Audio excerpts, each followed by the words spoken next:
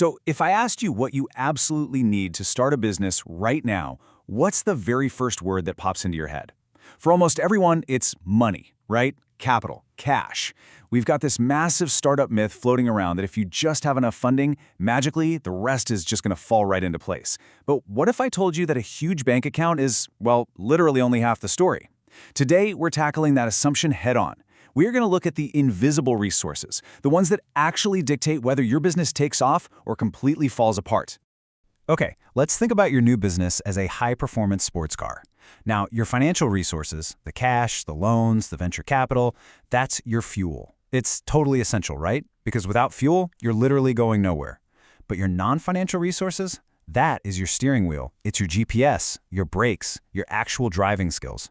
Sure, the cash makes you go, but these non-financial resources, they're exactly what keep you from driving off a cliff at 100 miles an hour. Welcome to The Explainer. I am so excited for this one.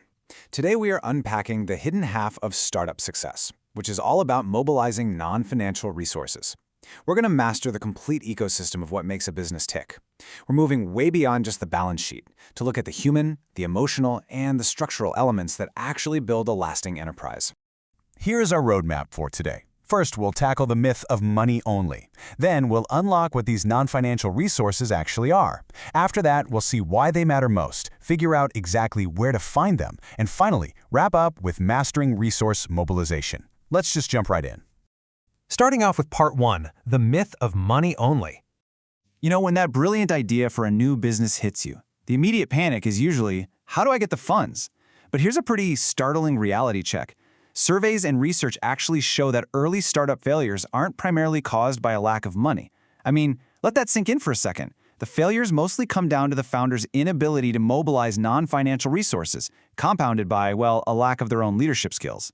You could literally have all the money in the world, but without the right support system, that cash just burns up fast. Moving on to part 2, unlocking non-financial resources. So if a lack of these resources causes failure, what actually are they? Well, they broadly break down into 8 main categories. First up, you've got human resources, your employees. And interestingly, these are your only active resources. Then you have a whole mix of others: knowledge, mentoring, educational, emotional, physical, moral, and cultural resources. All the other stuff, like the machinery, the raw materials, those are just passive. It's this whole complex, interconnected web of human and structural support that actually breathes life into a company. Which brings us to Section 3, why non-financials matter most.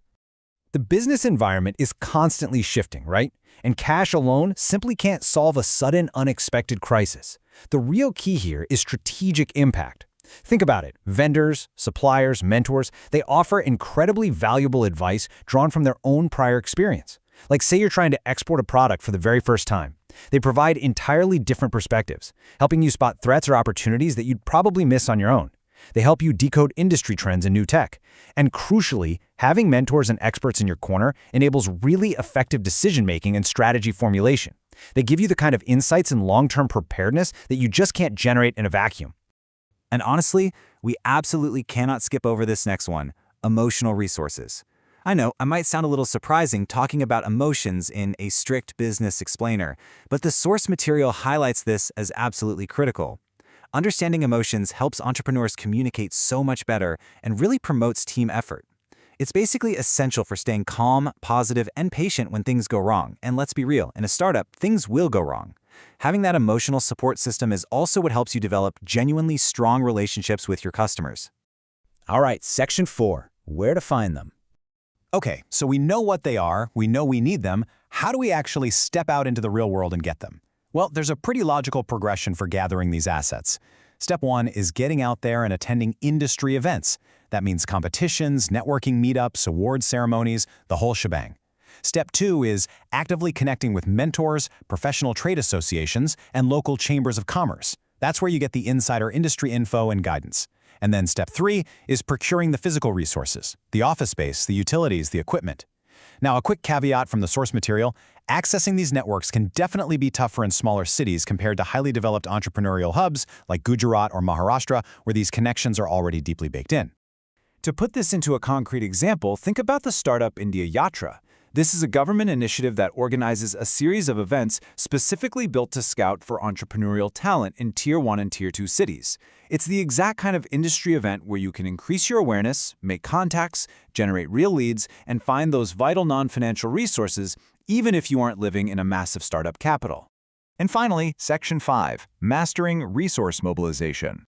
So we know their value, we know where they're hiding out. Now we need an actual strategy to pull them into our business. The text defines mobilization pretty clearly. It's exploring resources, procuring them at an affordable cost, and then putting them to use in an efficient and effective manner. But hey, a quick warning here. These resources are definitely not free. Mentors, expert advisors, bankers, they all expect their share, whether that's a fee or maybe a cut of the profits or ownership. So doing your homework and entering into very clear, careful contracts when you access these non-financial resources is just an absolute must. To help you actually execute this without getting overwhelmed, the text gives us this incredibly memorable framework. It's called the 3 A's. Basically, your mobilization strategy is a success when you secure adequate resources at the appropriate time at an affordable cost. Seriously, write that down if you have to. Adequate, appropriate, affordable. If you miss even one of those 3 A's, your startup is going to start wobbling. I also want to highlight a pretty stark warning straight from the source text. It says, the mentors should be selected very carefully. Poor or inadequate or wrong mentoring may lead to the failure of the business. That's intense, right? Mobilizing the wrong resources isn't just unhelpful, it can actively destroy your entire enterprise. You have to approach mentors who can specifically help you build a solid business model and connect you with the right team. When it comes to non-financial resources, quality control is literally a matter of business life or death. Which brings us to our final thought. Let's say you've checked your bank account. You've got the capital. The fuel tank is completely full. But do you have the counsel? Do you have the steering wheel? What's your very first move today to mobilize the human, emotional, and mentoring resources you actually need to survive the journey? Take a hard look at your 3 A's and start building the hidden half of your startup success. Thanks so much for joining me on this explainer, and keep learning.